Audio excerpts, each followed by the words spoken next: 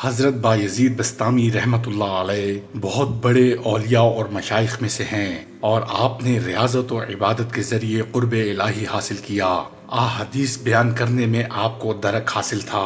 حضرت جنید بغدادی کا قول ہے کہ حضرت بایزید کو اولیاء میں وہی اعزاز حاصل ہے جو حضرت جبریل کو ملائکہ میں، اور مقام توحید میں تمام بزرگوں کی انتہا آپ کی ابتدا ہے، کیونکہ ابتدائی مقام ہی میں وہ لوگ سرگرداں ہو کر رہ جاتے ہیں۔ جیسا کہ حضرت بایزید کا قول ہے کہ اگر لوگ 200 سال تک بھی گلشن معرفت میں سرگشتہ رہیں، جب کہیں جا کر اس کا ایک پھول مل سکتا ہے جو مجموعی طور پر مجھے ابتدا ہی میں مل گیا۔ شیخ ابو سعید کا قول ہے کہ میں پورے عالم کو آپ کے اوصاف پر دیکھتا ہوں، لیکن اس کے باوجود بھی آپ کے مراتب کا کوئی نہیں جانتا۔ آپ کے دادا آتش پرست تھے اور والد بزرگوار بستام کے عظیم بزرگوں میں شمار ہوتے تھے۔ آپ کی کرامت کا ظہور شکم مادر میں ہی ہونے لگا تھا، کیونکہ آپ کی والدہ فرماتی تھیں کہ جس وقت بایزید میرے شکم میں تھا تو اگر کوئی مشتبہ غذا میرے شکم میں چلی جاتی تو اس قدر بے کلی اور بے چینی ہوتی کہ مجھے حلق میں انگلی ڈال کر نکالنا پڑتی۔ حضرت بایزید کا قول ہے کہ راہ طریقت میں سب سے بڑی دولت وہ ہے جو مادرزاد ہو، اس کے بعد چشم بینا اور اس کے بعد گوش و ہوش، لیکن اگر یہ تینوں چیزیں حاصل نہ ہوں تو پھر اچانک مر جانا بہتر ہے۔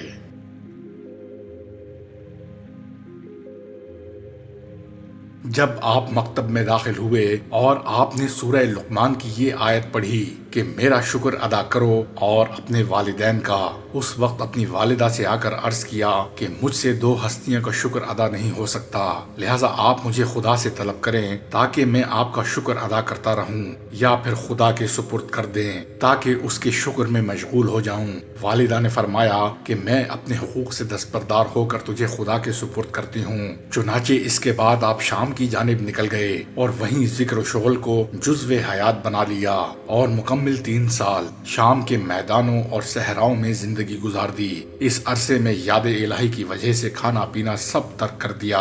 نہ صرف یہ بلکہ 170 مشائخ سے بھی نیاز حاصل کر کے ان کے فیوض سے سیراب ہوئے۔ انہی مشائخ میں حضرت امام جعفر صادق علیہ السلام بھی شامل ہیں۔ ایک مرتبہ آپ حضرت امام جعفر صادق کی خدمت میں تھے تو انہوں نے فرمایا کہ بایزید فلاں طاق میں جو کتاب رکھی ہے وہ اٹھا لاؤ۔ آپ نے دریافت کیا کہ وہ طاق کس جگہ ہے؟ امام جعفر نے فرمایا کہ اتنے عرصے رہنے کے بعد بھی کبھی تم نے طاق نہیں دیکھا؟ آپ نے عرض کیا طاق تو کجا، میں نے تو کبھی آپ کے روبرو سر بھی نہیں اٹھایا۔ اس وقت حضرت امام جعفر رحمۃ اللہ علیہ نے فرمایا اب تم مکمل ہو چکے ہو، لہٰذا بستام واپس چلے جاؤ۔ ایک مقام پر آپ کسی بزرگ سے نیاز حاصل کرنے پہنچے تو جس وقت آپ ان کے نزدیک ہوئے تو دیکھا کہ انہوں نے کعبہ کی جانب تھوک دیا۔ یہ دیکھ کر آپ ملاقات کیے بغیر واپس آ گئے اور فرمایا کہ اگر وہ بزرگ طریقت کے درجوں کو جانتا ہے تو شریعت کے منافی کام نہ کرتا۔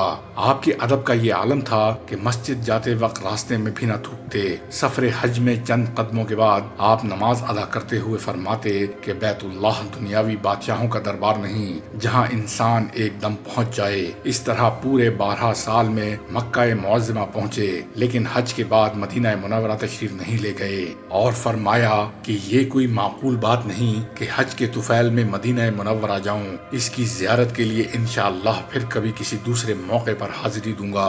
چنانچہ جب دوسرے سال مدینہ منورہ روانہ ہوئے تو 100 افراد آپ کے ہمراہ ہو گئے، لیکن آپ نے اس سے چھٹکارا حاصل کرنے کی کوشش کی، اللہ تعالیٰ سے دعا کی، اور ایک دن نماز فجر کے بعد آپ نے لوگوں سے کہا کہ میں تو خدا ہوں، اس کے باوجود بھی لوگ میری پرستش نہیں کرتے۔ یہ سنتے ہی لوگ آپ کو پاگل سمجھ کر کنارہ کش ہو گئے، لیکن در حقیقت یہ الفاظ آپ نے لسان غیب سے فرمائے تھے۔ ایک مرتبہ راہ میں آپ کو ایک ایسی کھوپڑی پڑی ہوئی مل گئی جس پر یہ تحریر تھا، یعنی وہ گونگے، بہرے اور اندھے ہیں اس لیے کہ وہ عقل نہیں رکھتے۔ یہ پڑھتے ہی آپ چیخ مار کر بے ہوش ہو گئے، اور ہوش میں آنے کے بعد اس کھوپڑی کو بوسہ دے کر فرمایا کہ یہ ایسے صوفی کی ہے جو ذکر الہی میں اس درجہ سرگرداں ہو گیا تھا کہ نہ تو کان رہے جس سے اللہ تعالیٰ کی بات سنے، نہ زبان جس سے اس کا ذکر کر سکے، اور نہ آنکھ جس سے اس کا جمال دیکھ سکے۔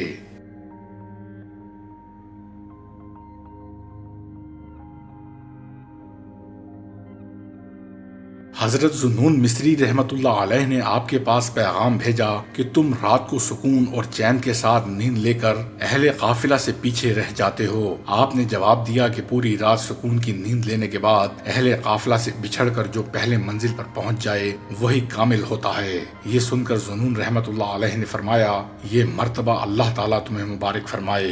مدینہ منورہ سے سفر میں آپ نے اپنے اونٹ پر بے حد بوجھ لاد دیا، اور جب لوگوں نے کہا کہ جانور پر اس قدر بوجھ لادنا شان بزرگی کے خلاف ہے تو فرمایا کہ پہلے آپ لوگ غور سے دیکھ لیں کہ بوجھ اونٹ کے اوپر ہے بھی یا نہیں۔ چنانچہ جب لوگوں نے غور سے دیکھا تو معلوم ہوا کہ پورا بار اونٹ کی کمر سے اوپر تھا۔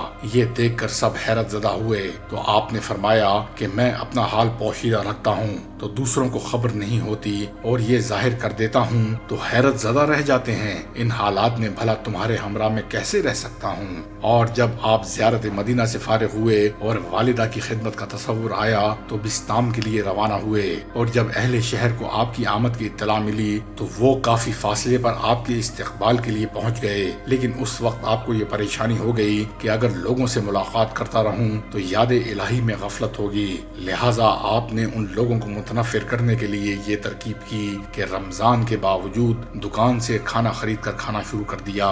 یہ دیکھتے ہی تمام عقیدت مند واپس ہو گئے، اور آپ نے فرمایا کہ گو میں نے اجازت شرعی پر عمل نہیں کیا، لیکن لوگ مجھے برا سمجھ کر منحرف ہو گئے۔ جب سفر سے واپسی میں مکان کے دروازے پر پہنچے اور دروازے سے کان لگا کر سنا تو والدہ وضو کرتے ہوئے یہ کہہ رہی تھی کہ یا اللہ، میرے مسافر کو راحت سے رکھنا اور بزرگوں سے اسے خوش رکھ کر اچھا بدلہ دینا۔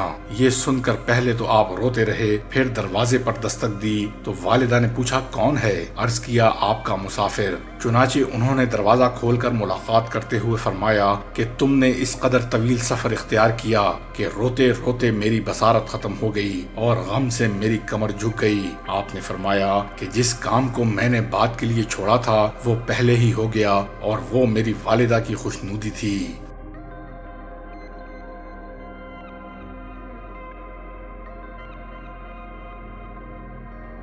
حضرت بایزید بسطامی رحمت اللہ علیہ فرمایا کرتے تھے کہ مجھے جتنے بھی مراتب حاصل ہوئے سب والدہ کی اطاعت سے حاصل ہوئے۔ ایک مرتبہ میری والدہ نے رات کو پانی مانگا، لیکن اتفاق سے اس وقت گھر میں قطن پانی نہیں تھا، چنانچہ میں گھڑا لے کر نہر سے پانی لایا۔ میری آمد و رفت کی تاخیر کی وجہ سے والدہ کو پھر نیند آ گئی اور میں رات بھر پانی لیے سرہانے کھڑا رہا، حتیٰ کہ شدید سردی کی وجہ سے وہ پانی پیالے میں منجمد ہو گیا، اور جب والدہ کی بیداری کے بعد میں نے انہیں پانی پیش کیا تو انہوں نے فرمایا کہ تم نے پانی رکھ دیا ہوتا، اتنی دیر کھڑے رہنے کی کیا ضرورت تھی؟ میں نے عرض کیا کہ محض اس خوف سے کھڑا رہا کہ مبادا آپ کہیں بیدار ہو کر پانی نہ پی پائیں اور آپ کو تکلیف پہنچے۔ یہ سن کر انہوں نے مجھے دعائیں دیں۔ اسی طرح ایک رات والدہ نے فرمایا کہ دروازے کا ایک پٹ کھول دو، لیکن میں رات بھر اسی پریشانی میں کھڑا رہا کہ نامعلوم داہنا پٹ کھولوں یا بایاں، کیونکہ اگر ان کی مرضی کے خلاف غلط پٹ کھل گیا تو حکم عدولی میں شمار ہوگا۔ چنانچہ ان خدمات کی برکت سے مجھے یہ مراتب حاصل ہوئے۔ آپ مسجد میں داخلے سے قبل دروازے پر کھڑے ہو کر گریہ و زاری کرتے رہتے، اور جب آپ سے اس کی وجہ دریافت کی گئی تو فرمایا کہ میں خود کو حائضہ عورت کی طرح نجس تصور کرتے ہوئے روتا ہوں کہ کہیں داخلے سے مسجد نجس نہ ہو جائے۔ ایک مرتبہ آپ سفر حج پر روانہ ہو کر چند منزل پہنچنے کے بعد پھر واپس آ گئے، اور جب لوگوں نے ارادہ توڑنے کی وجہ پوچھی تو فرمایا کہ راستے میں مجھے ایک حبشی مل گیا اور اس نے مجھے اسرار کے ساتھ یہ کہا کہ خدا کو بسطام میں چھوڑ کر کیوں جاتا ہے؟ چنانچہ میں واپس آ گیا۔ حج کے سفر میں کسی نے پوچھا کہ کہاں کا قصد ہے؟ فرمایا حج کا۔ پھر اس نے پوچھا کہ کیا آپ کے پاس کچھ رقم ہے؟ فرمایا 200 دینار۔ اس نے عرض کیا کہ میں مفلس ہوں اور عیال دار ہوں، لہٰذا یہ رقم مجھ کو دے کر 7 مرتبہ میرا طواف کر لیجئے تو اسی طرح آپ کا حج ہو جائے گا۔ آپ نے اس شخص کے اسی کہنے پر عمل کیا اور وہ رقم لے کر رخصت ہو گیا۔